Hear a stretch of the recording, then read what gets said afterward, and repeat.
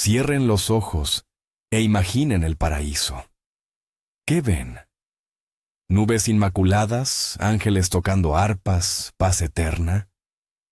¿Y si les dijera que el paraíso tiene planos arquitectónicos muy concretos, que ocultos en los textos sagrados de distintas culturas, existen detallados bocetos de un mundo ideal, calles de oro, ríos de leche y palacios que superan cualquier cosa que podamos imaginar? Hoy no solo soñaremos, nos convertiremos en arquitectos e investigadores que se adentrarán en estos planos secretos. Compararemos cómo se construye el paraíso en el cristianismo, el islam, el budismo e incluso en los mitos vikingos. Prepárense, porque algunos de estos proyectos de mundo ideal los dejarán verdaderamente impactados. Y al final, comprenderán que todas estas fantásticas construcciones dicen más de nosotros, los humanos, que de las deidades. Antes de iniciar nuestra excursión, analicemos. ¿Por qué la humanidad comenzó a diseñar el paraíso en primer lugar? La idea de un mundo ideal después de la muerte no es solo un cuento bonito, es una herramienta psicológica potentísima. Para el ser humano antiguo, cuya vida estaba llena de peligros, hambruna e injusticia, el paraíso era una promesa de recompensa y seguridad absoluta. Era el mundo donde todos los errores se corregían. El hambriento soñaba con jardines celestiales llenos de frutos inagotables. El que estaba cansado de las guerras, con la paz eterna. Por lo tanto, la arquitectura del paraíso es un espejo. En ella se reflejan los miedos, esperanzas y valores más profundos de cada cultura. Al estudiar estos planos celestiales, en esencia, estamos estudiando el alma de la civilización que los concibió. Así que, nuestro viaje comienza con el arquetipo de paraíso más conocido, el jardín. Empecemos por los fundamentos, por las religiones abrahámicas. El judaísmo, el cristianismo y el islam comparten un punto de partida común, el concepto del jardín del paraíso. En el judaísmo, este lugar se conoce como Gan Edén, o el jardín del Edén. Más que un sitio de recompensa futura, es el recuerdo de una armonía que se perdió. La arquitectura de este lugar es, en realidad, la arquitectura de la naturaleza en su estado ideal y prístino. Imaginemos un mundo sin depredadores ni presas, donde la tierra da fruto sin necesidad de labranza pesada, y donde el ser humano convive en total armonía con Dios y con toda la creación. Un elemento clave son los dos ríos que se dividen en cuatro, irrigando todo el jardín. Esto simboliza la vida y la abundancia. Aquí no encontramos edificios de oro ni piedras preciosas. El valor fundamental reside en la vida misma, pura e inmaculada. Para un judío creyente, el paraíso no es tanto el acto de volar a las nubes, sino la restauración de este orden ideal aquí, en la tierra, en el mundo venidero, que es el Olam Haba. El cristianismo toma la idea del jardín y la expande hasta convertirla en una metrópolis a escala gigantesca. Sí, el jardín del Edén es importante, pero la cúspide del paraíso cristiano es el Nuevo Jerusalén, tal como se describe en el libro del Apocalipsis. Y aquí es donde empieza la verdadera fantasía arquitectónica. Olvídense de la modestia. Es una ciudad que desciende del cielo a la tierra. Su característica principal es la luz. No necesita ni el sol ni la luna, porque es la propia gloria de Dios la que la ilumina. Imaginen una ciudad construida de oro puro, tan puro que es transparente como el cristal. Esto no es solo riqueza, es un símbolo de pureza y santidad divinas. Los cimientos de la ciudad están adornados con 12 piedras preciosas, desde el jaspe hasta la amatista, y la urbe está rodeada por una muralla maciza. Esta es una arquitectura que representa no solo belleza, sino también seguridad absoluta y eternidad. El Nuevo Jerusalén es el triunfo definitivo del orden sobre el caos. Acerquémonos a los detalles de la Nueva Jerusalén. Esta ciudad celestial tiene 12 puertas, y cada puerta está hecha de una sola perla gigante, de una pieza. ¿Se lo imaginan? No son múltiples perlas, sino una única perla entera. En cada puerta está escrito el nombre de una de las 12 tribus de Israel, lo que simboliza la unidad de todos los creyentes. A través de la ciudad fluye el río de agua de vida, brillante como el cristal, y en sus orillas crece el árbol de la vida. A diferencia del jardín del Edén, donde solo había uno, aquí el árbol da fruto 12 veces al año, y sus hojas están destinadas a la sanación de las naciones. En esta ciudad no hay templo, y este es un detalle verdaderamente impactante. El templo era el punto de encuentro con Dios, pero en la Nueva Jerusalén, el mismísimo Dios y el Cordero son su templo. Todo el entorno urbano se convierte en un espacio para la comunión directa con lo divino. Este es el punto culminante donde la arquitectura y la teología se funden en una sola realidad. Ahora, viajemos hacia Oriente para explorar la visión islámica del paraíso, conocida como Jannat o Jannah, que literalmente significa jardines. Si el paraíso cristiano es una ciudad, el islámico es un complejo ajardinado de lujo y multinivel. El Jannat no es un único jardín, sino un conjunto de huertos ubicados en diferentes niveles, cada uno más bello que el anterior. Cuanto más alto es el nivel, más cerca se encuentra del trono de Alá. Es una arquitectura de jerarquía y recompensa, donde los justos reciben su morada de acuerdo con sus obras terrenales. El fundamento de todo esto es el agua. El Corán describe constantemente jardines por donde fluyen ríos por debajo. Esta es una imagen de importancia increíble, especialmente para una cultura nacida en el desierto, donde el agua es sinónimo de vida y del bien supremo. El Jannat es una experiencia sensorial total. No solo hay vistas maravillosas, sino también fragancias de almizcle, sombra agradable y el dulce murmullo del agua. Un aspecto al que se le presta especial atención en las descripciones del Jannah, el paraíso, son los ríos. No se trata de agua común. En el paraíso islámico fluyen 4 tipos de ríos. Ríos de agua pura que jamás se corrompe. Ríos de leche cuyo sabor es inalterable. Ríos de vino que brindan placer, pero nunca embriagan. Y ríos de miel pura y cristalina. Imaginen un diseño paisajístico donde estos caudales crean un increíble cuadro de abundancia y pureza. Es una solución arquitectónica que apela directamente a los deseos humanos primarios: saciar la sed, el hambre y la búsqueda del placer, pero llevados a su forma ideal y divina. Estos ríos son mucho más que simples elementos decorativos. Son símbolos de la bendición divina, eterna e inmaculada, que espera a los creyentes. Representan la plena satisfacción de todos los sentidos, libre de las consecuencias negativas inherentes al mundo terrenal. ¿Y dónde residen los habitantes de Jannah? Definitivamente, no a la intemperie. El Corán les reserva unas moradas de auténtico lujo. Pueden ser elevados palacios o pabellones, hechos de perlas y piedras preciosas. Los creyentes descansarán en lechos ricamente adornados, vestidos con sedas y brocados, mientras saborean frutos celestiales que se inclinan suavemente hacia ellos. La arquitectura enfatiza el confort, la quietud y el honor. Imaginen interminables pabellones, resguardados en jardines sombreados, donde no hay ni el calor abrasador ni el frío extremo. Todo está diseñado para la paz absoluta y el solaz. Hay un detalle crucial.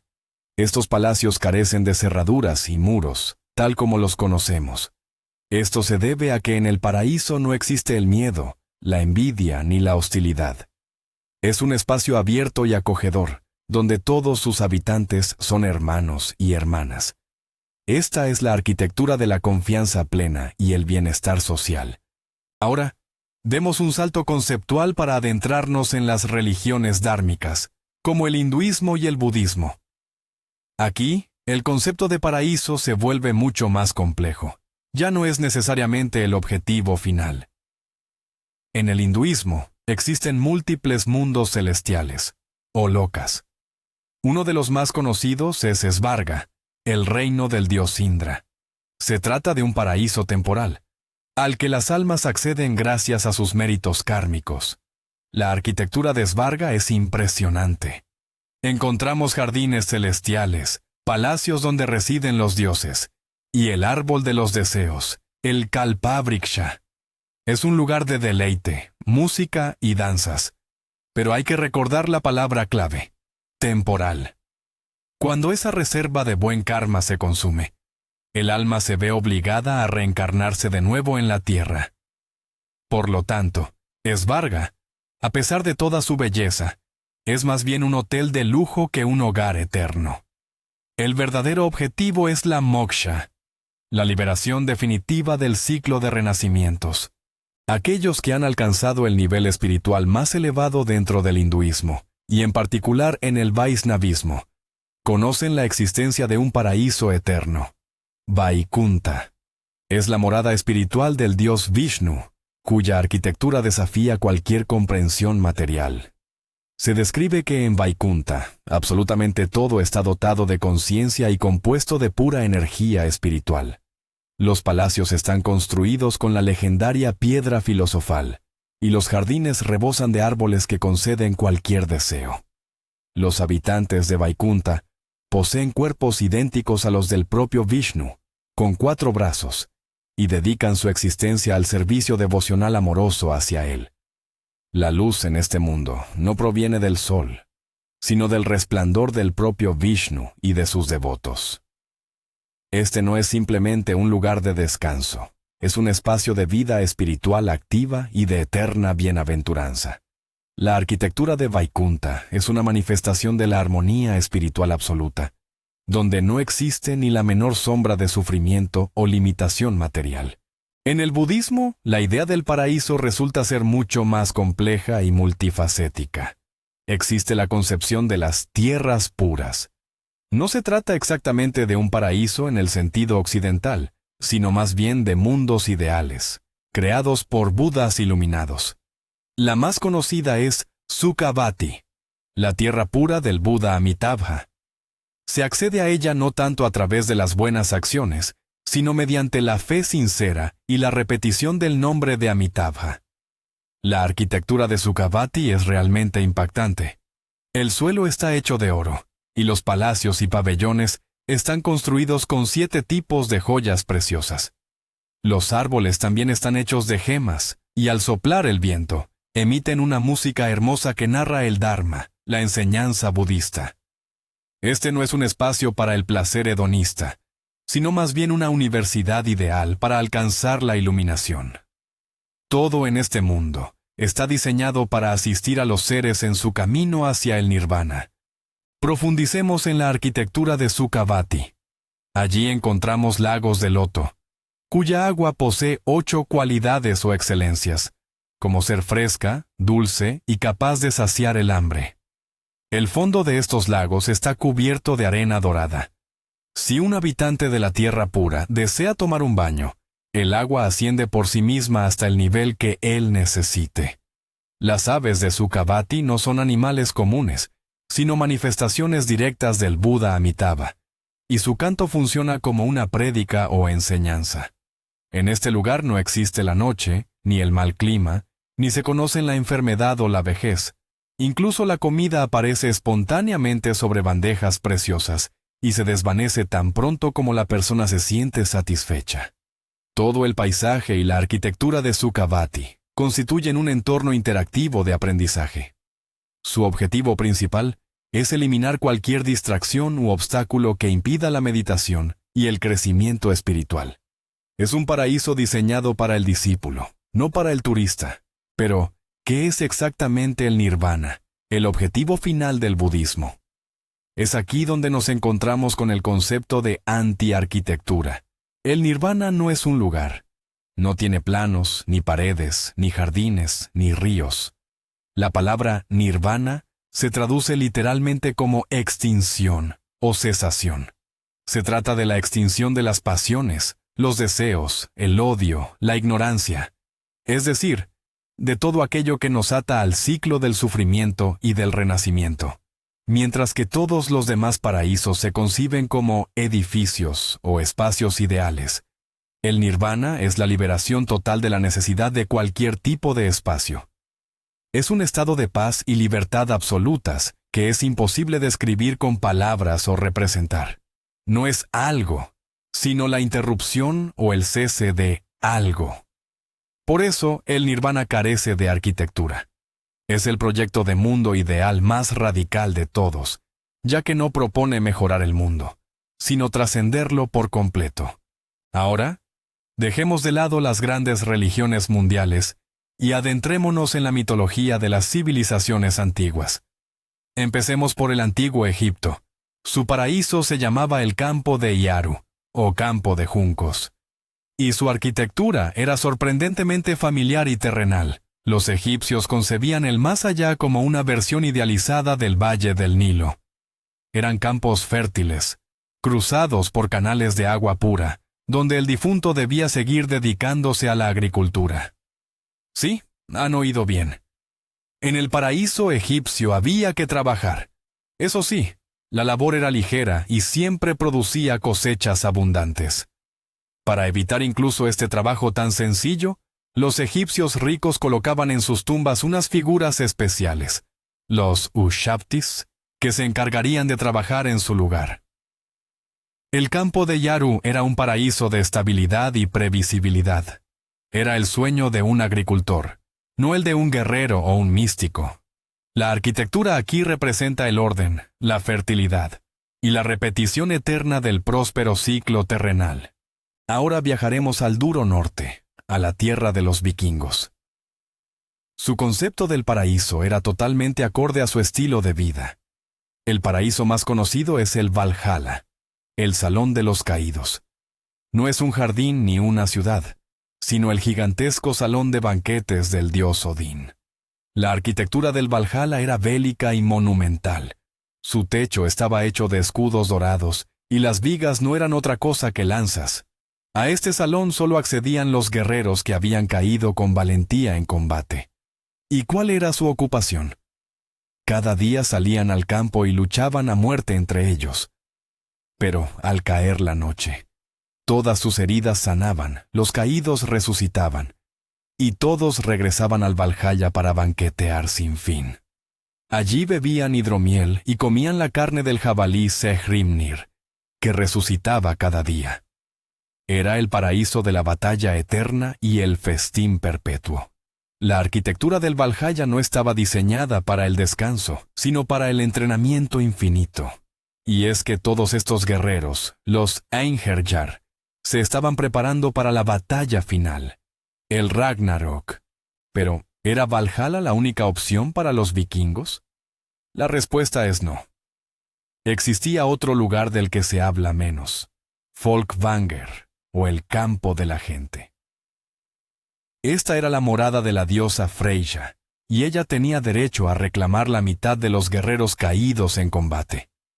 A diferencia de Valhalla, descrito como un inmenso salón, Folkvangr era un hermoso campo o un extenso prado. En el centro de este campo se alzaba el palacio de Freyja, Sesrumnir. Desafortunadamente, las descripciones sobre este lugar son mucho menos numerosas, pero el concepto en sí ya nos ofrece una alternativa vital. Si Valhalla representa un paraíso masculino y puramente guerrero, Folkvangr, gobernado por la diosa del amor y la fertilidad, podría haber sido un lugar mucho más pacífico y armonioso. Esto demuestra que incluso dentro de la misma cultura vikinga, podían coexistir diferentes proyectos arquitectónicos del paraíso, diseñados para acoger distintos valores y, muy probablemente, honrar a diferentes deidades patronas. Viajemos ahora a la soleada antigua Grecia. Su concepto del paraíso, destinado a héroes y a los justos, era conocido como el Elíseo, o los Campos Elíseos. A diferencia del sombrío y lúgubre reino de Hades, el Elíseo era un dominio de luz perpetua y dicha inigualable. Su arquitectura era, fundamentalmente, orgánica y natural. Se manifestaba como hermosos prados ubicados en el confín de la tierra, bañados por la suave brisa del Céfiro, donde siempre reinaba una primavera eterna. El esfuerzo era innecesario. La tierra misma era tan fértil que ofrecía hasta 3 cosechas al año. Los héroes dedicaban su tiempo a las justas deportivas, a las conversaciones filosóficas y al deleite de la música. Era un auténtico paraíso de ocio y de merecido reposo. No existían allí ni las grandiosas metrópolis de la Nueva Jerusalén, ni los salones bélicos del Valhalla. Era, en esencia, una idílica mediterránea perfecta, el sueño anhelado por cualquier héroe fatigado de las batallas y el ajetreo mundano. El principio arquitectónico supremo del Elíseo era la búsqueda de la absoluta armonía entre el ser humano y una naturaleza generosa y siempre apacible. Pero, ¿qué hay de los celtas, aquellos enigmáticos habitantes de la antigua Europa? Ellos tenían su propia versión del paraíso, a menudo descrita como las Islas Afortunadas o el Otro Mundo. Estas islas, como Avalón, se ubicaban en algún lugar al oeste, más allá del mundo conocido. Para entrar, se necesitaba una invitación expresa de sus moradores, los Sidhe. La arquitectura de estos lugares era mágica. Allí el tiempo transcurría de forma diferente. Un año podía sentirse como un solo día. Eran tierras de eterna juventud, libres de enfermedad y de muerte. Allí crecían manzanos que ofrecían frutos de la inmortalidad, y reinaba un festín perpetuo. A menudo, estos mundos eran descritos como torres de cristal o islas que flotaban en el aire. No era simplemente un lugar de descanso final, sino un mundo paralelo, repleto de magia, música y misterios. El paraíso celta es la arquitectura del escapismo, la huida de la dura realidad hacia un universo de maravilla perpetua. Regresemos a una de las concepciones de paraíso más antiguas que conocemos, aquella que moldeó tantas culturas posteriores, la mesopotámica. En la mitología sumeria, esta era la tierra de Dilmun. Era una tierra pura, luminosa e inmaculada, libre de enfermedades, muerte o dolor. El león no mataba al cordero, y el cuervo no emitía su graznido siniestro. Sin embargo, este lugar idílico tenía un gran inconveniente. Carecía de agua dulce. El dios Enki ordenó entonces a Utu, el dios del sol, que hiciera brotar el agua de la tierra. Así, Dilmun se transformó en un jardín divino, rebosante de árboles frutales. Muchos investigadores sostienen que el mito de Dilmun es el arquetipo que inspiró el jardín del Edén bíblico. Su arquitectura conceptual es sencilla. Es, esencialmente, un oasis. La visión del paraíso aquí nace de la dura realidad de la Mesopotamia árida, donde el agua y la vegetación eran considerados los bienes más preciados. Pero, ¿qué hay del paraíso en el zoroastrismo, una de las religiones más antiguas del mundo? Su paraíso se llama Garodmana, que significa el hogar del canto. Es el lugar al que llega el alma del justo después de cruzar el puente Chimbat. La arquitectura de este reino está hecha de luz y música.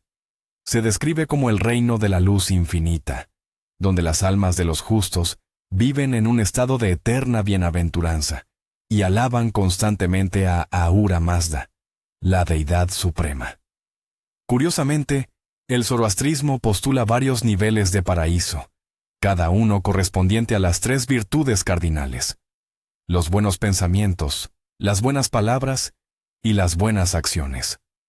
Cuanto más justa haya sido la vida de una persona, a un nivel más elevado de este paraíso ascenderá. El hogar, hogar del canto, no es tanto un lugar físico, repleto de palacios y jardines, sino más bien un estado de fusión total con la luz y la armonía divina. Es una arquitectura construida a partir del sonido y la luz. Es curioso cómo el anhelo de diseñar un paraíso no ha desaparecido en nuestra era. Simplemente, ahora ha adoptado formas seculares, completamente ajenas a la religión. Basta con mirar la ciencia ficción. Mundos utópicos donde la tecnología ha logrado vencer a las enfermedades, el envejecimiento e incluso a la muerte. Realidades virtuales a las que se puede subir la conciencia para vivir eternamente, como en el famoso episodio San Junipero de la serie Black Mirror. Estas son las versiones contemporáneas del paraíso. Su arquitectura se basa en ciudades limpias y minimalistas, en el ciberespacio o incluso en planetas artificiales enteros. Y de la misma manera, reflejan nuestros valores actuales. La búsqueda del progreso tecnológico, la libertad individual y la inmortalidad a través de los datos y no a través del alma. Esto prueba que el deseo humano fundamental de diseñar un mundo ideal no ha desaparecido. Simplemente ha cambiado su idioma, pasando de lo teológico a lo tecnológico. Entonces, ¿qué tienen en común todos estos proyectos arquitectónicos que parecen tan dispares? Ciudades de oro, jardines siempre verdes, salones de banquete e incluso mundos virtuales. A pesar de todas sus diferencias, el cimiento es el mismo. Es el sueño de un mundo libre de dolor, miedo e injusticia. Es la búsqueda de la abundancia donde antes hubo carencia. Es el anhelo de paz donde existía el conflicto. De eternidad donde acechaba la muerte. La arquitectura del paraíso es, en esencia, la arquitectura de la esperanza. Cada pueblo construyó su mundo ideal a partir de los materiales que más le hacían falta en su vida terrenal. Los guerreros soñaban con la gloria eterna, los agricultores con cosechas perpetuas, los filósofos con la verdad inmutable. Al estudiar estos planos celestiales, no vemos meras fantasías, sino la esencia misma del espíritu humano. Ese espíritu que siempre ha anhelado construir un mundo mejor, aunque solo sea en sus sueños. Hemos llegado al final de este viaje increíble. Hemos descubierto que el paraíso no son solo nubes y ángeles. Son, en realidad, proyectos arquitectónicos complejísimos, que reflejan el alma de civilizaciones enteras. Visitamos la ciudad resplandeciente de la Nueva Jerusalén. Paseamos por los jardines escalonados de Janat. Festejamos en el salón de Valhalla y meditamos en los paisajes perfectos de Sukhavati. Y quizás, la conclusión más importante, el gran giro inesperado, o la gran revelación, es que todas estas imágenes, desde el jardín hasta la ciudad, desde el salón de banquetes hasta el estado de desapego, no hablan tanto de lo que nos espera después de la vida, sino de lo que nos falta desesperadamente en la vida. Esta es la universal y eterna búsqueda humana de justicia, abundancia y seguridad. Gracias por ver este video hasta el final. Si les pareció interesante echar un vistazo a estos planos celestiales, por favor, denle me gusta y suscríbanse al canal para no perderse futuras exploraciones. Y ahora, la pregunta principal para ustedes. Si fueran arquitectos de su propio paraíso, ¿cómo se vería? Descríbanlo en los comentarios. Creemos una colección de los mundos ideales más increíbles